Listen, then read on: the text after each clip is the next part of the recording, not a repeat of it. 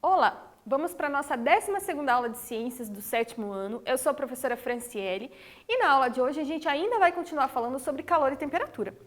Então vamos começar com essa notícia aqui, gente. Coronavírus. Câmera termográfica é usada em aeroporto de Vitória. Cerca de 3.812 pessoas foram abordadas na barreira sanitária do aeroporto de Vitória desde o início da fiscalização, no dia 27 de março. 13 pacientes foram encaminhados de ambulância para a unidade de saúde. Então aqui está falando, gente, que eles usam aquelas câmeras que fotografam o corpo da pessoa e conseguem identificar o calor do corpo delas. Se vê que está muito quente, sabe que a pessoa está com febre e que provavelmente, ela pode estar com coronavírus. Então encaminha essas pessoas direto do aeroporto para o hospital para fazer os exames adequados.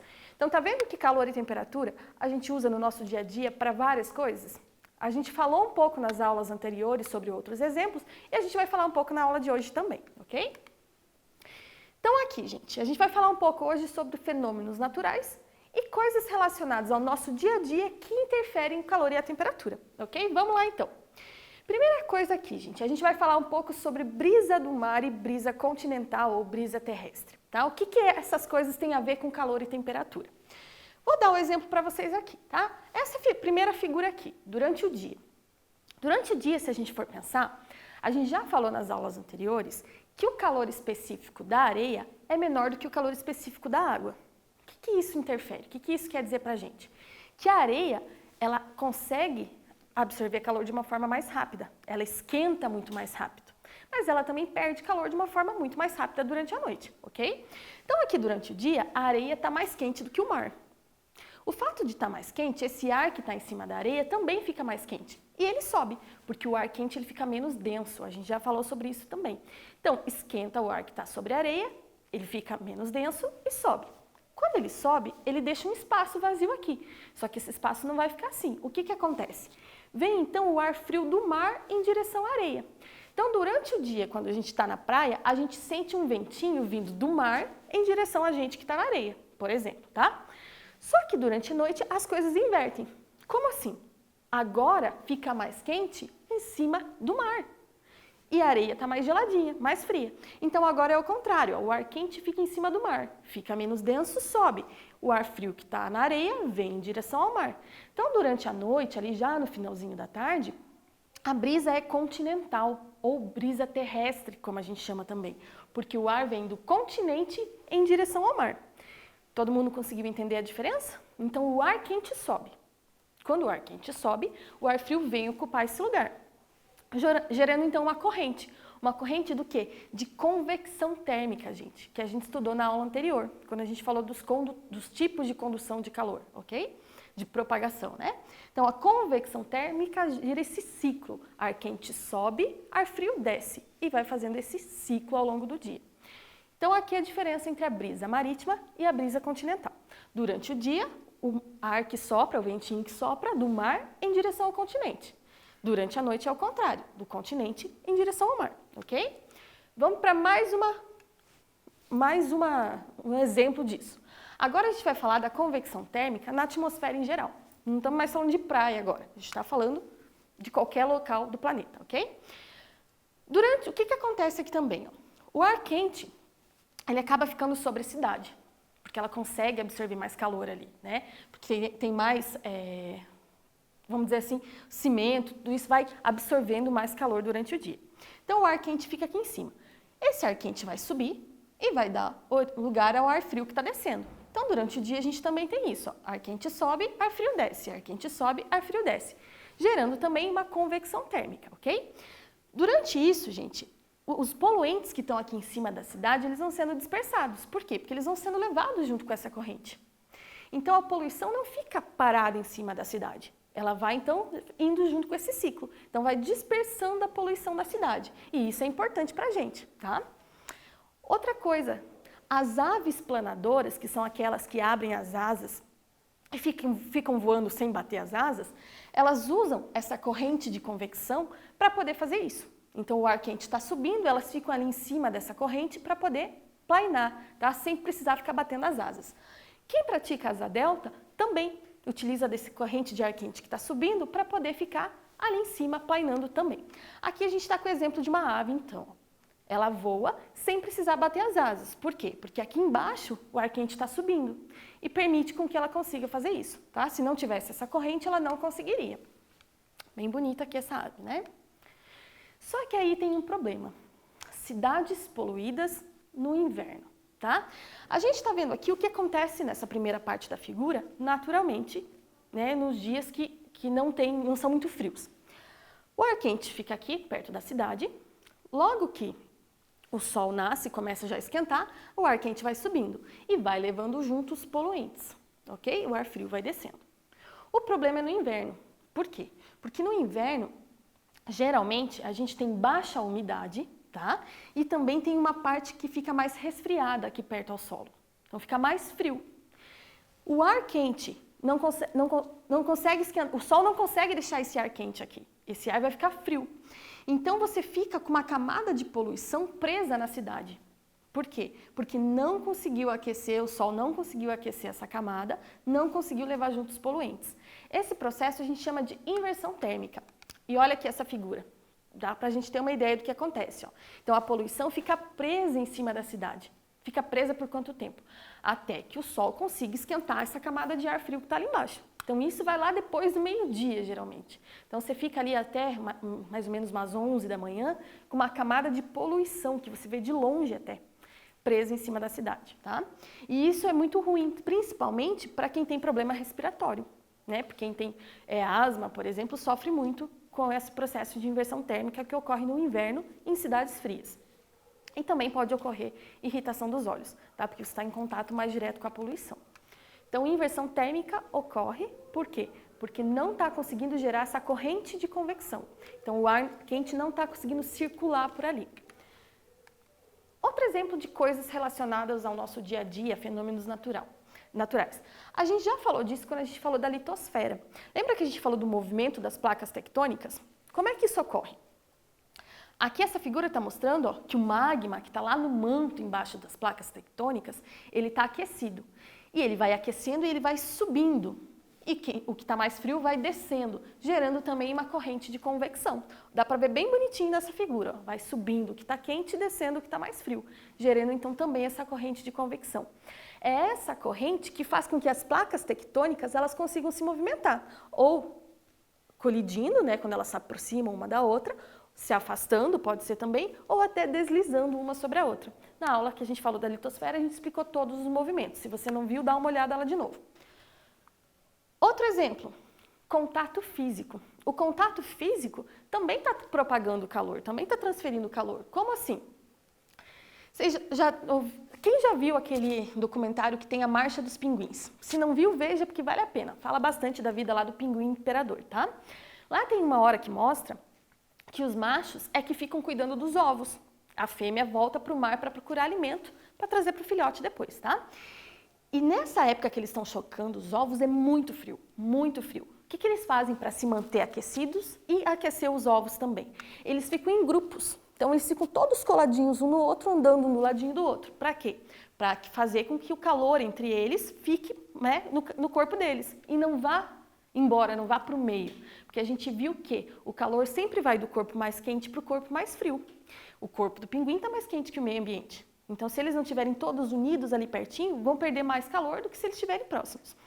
E aqui está mostrando, né? Os pinguins todos com frio ali, um pertinho do outro.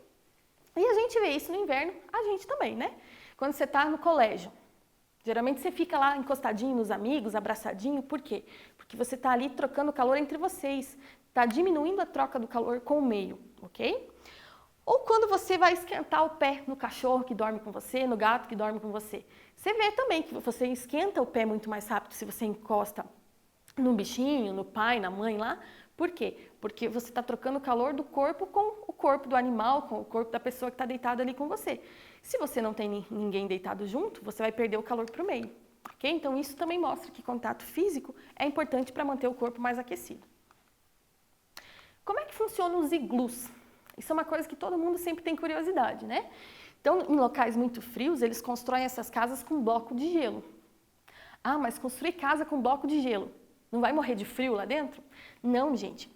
Esses locais aqui, a temperatura às vezes chega até menos 50 graus Celsius. É muito frio. Então, eles constroem esses iglus, que são essas casas com blocos de gelo, e lá dentro a temperatura é mais agradável.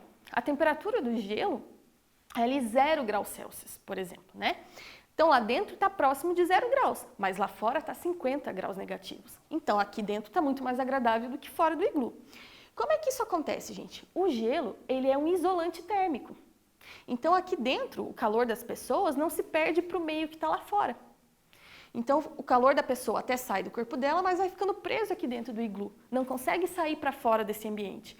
Então, o iglu funciona como um isolante térmico. Ele mantém as pessoas aquecidas aqui nessas temperaturas, né, que são muito frias mesmo. Um exemplo ao extremo aqui, o contrário. Vocês devem ter visto as pessoas que vivem no deserto com essas roupas muito quentes. São roupas de lã até.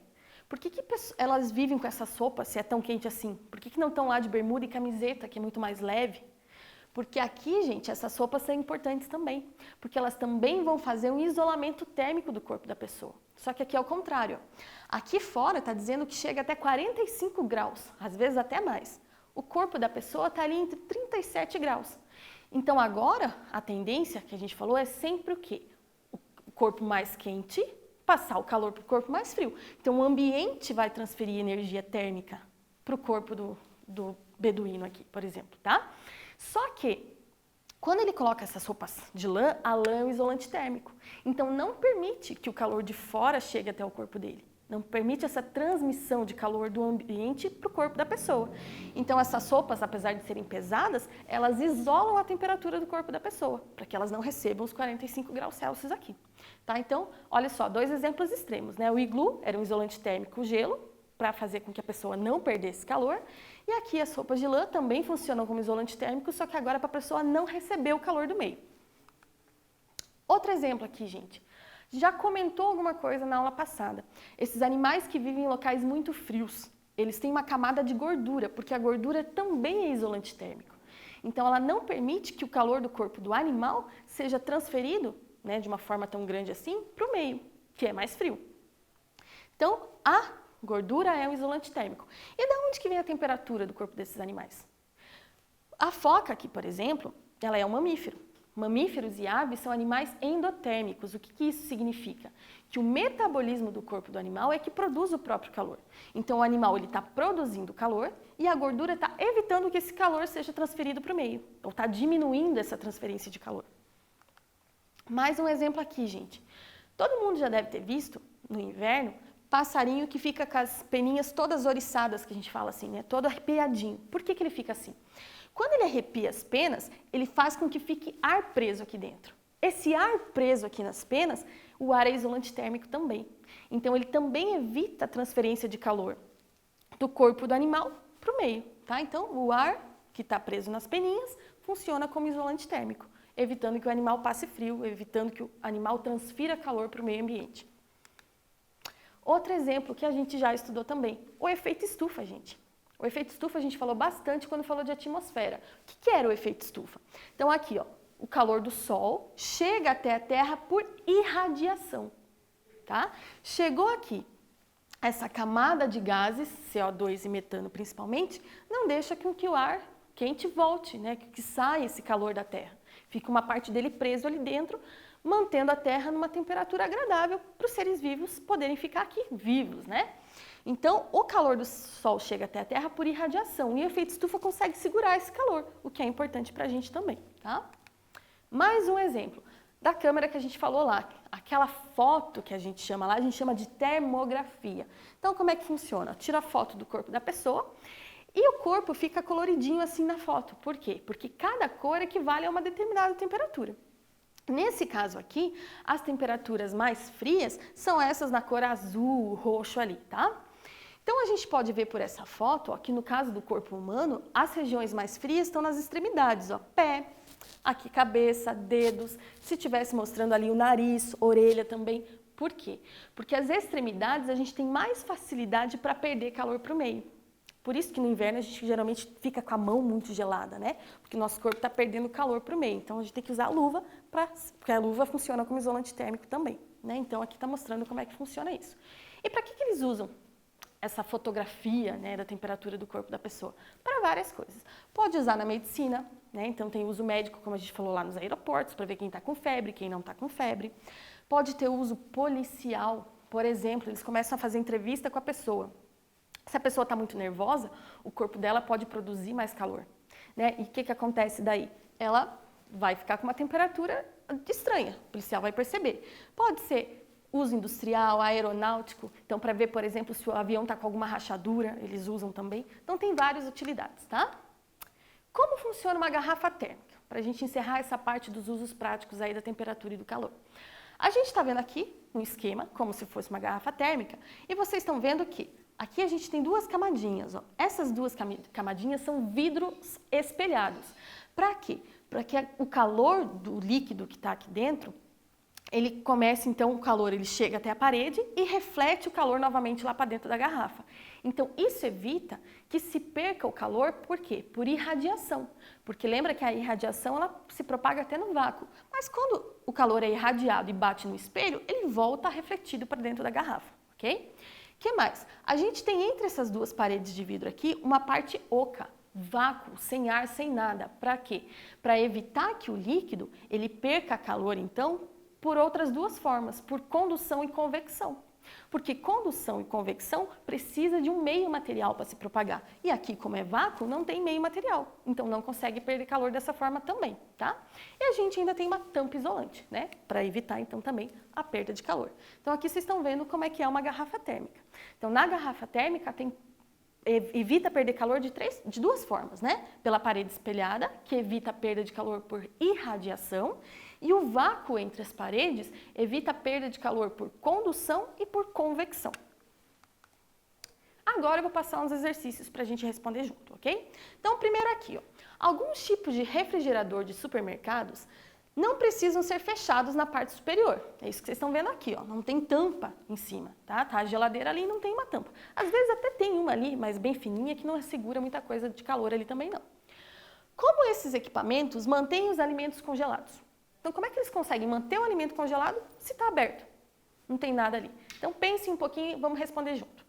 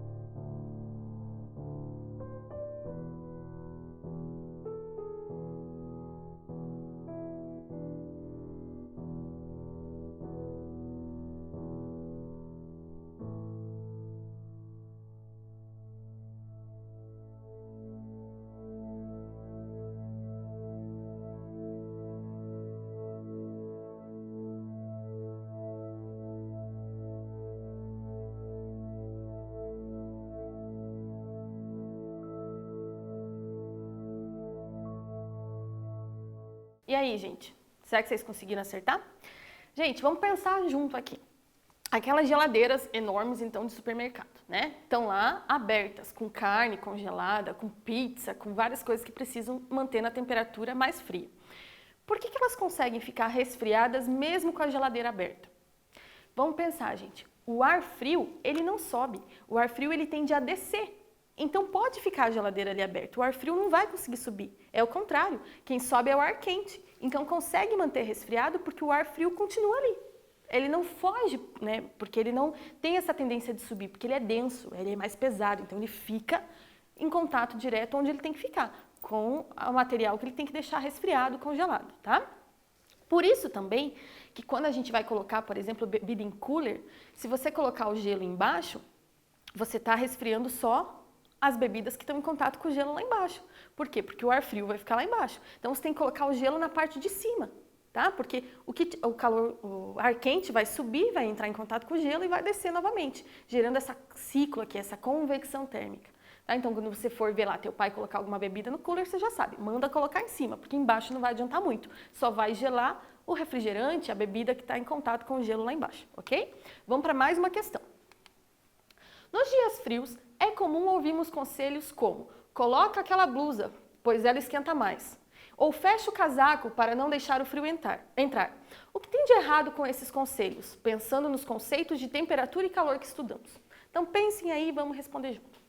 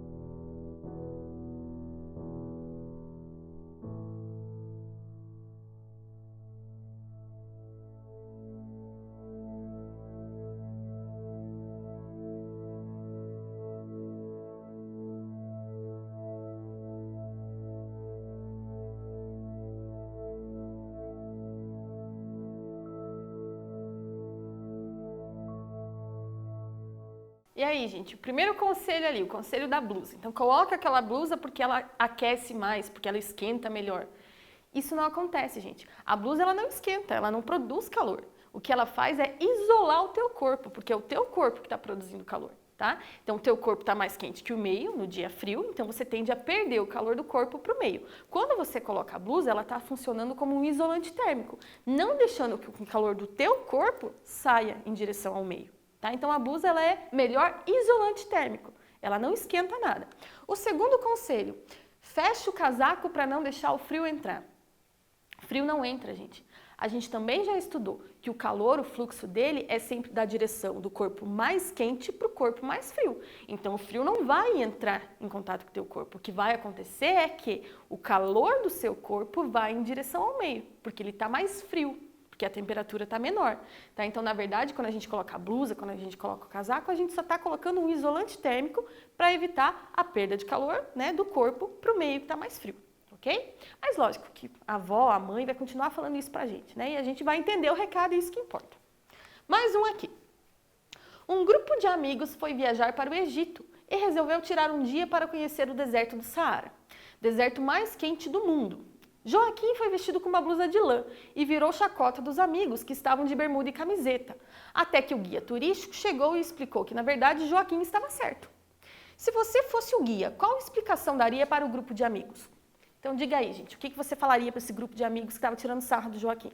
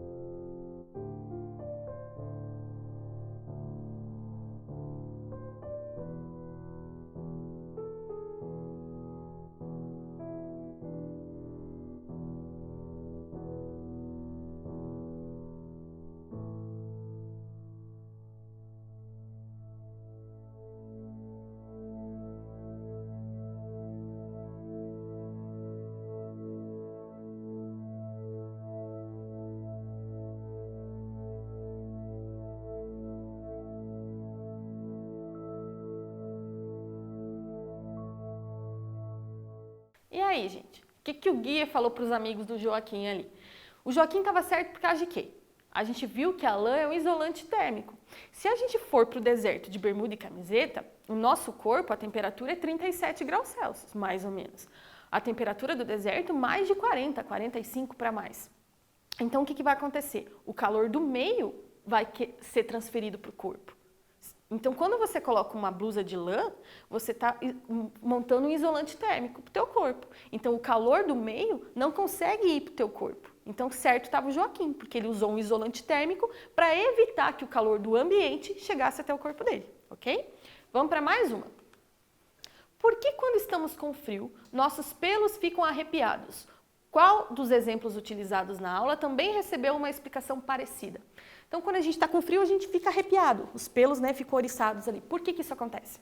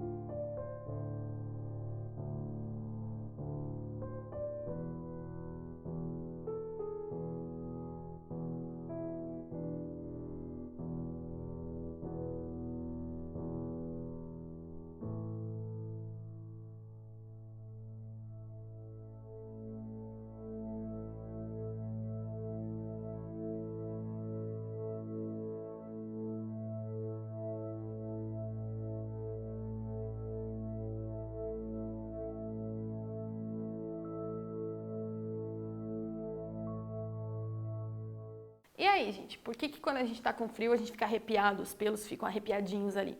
Por quê, gente? Mesma coisa que a gente falou das aves. O pelo ele fica arrepiado para formar uma camada de ar em contato com o teu corpo, porque o ar é um isolante térmico. Então evita, diminui a transferência de calor do teu corpo para o meio, ok? Mesma coisa que acontecia com as aves, então. As aves também arrepiavam as peninhas dela lá para formar uma camada de ar entre as penas, que é um isolante térmico, ok? Então vamos para mais uma questão. Por que em dias de frio o uso de luvas pode ajudar a se manter aquecido? Então por que a luva é importante em dia de frio?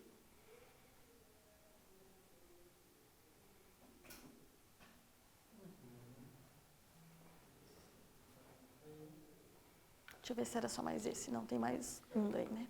Beleza. Era mais um centímetrozinho, tá? Não. Ah, para quando eu for para lá, tá.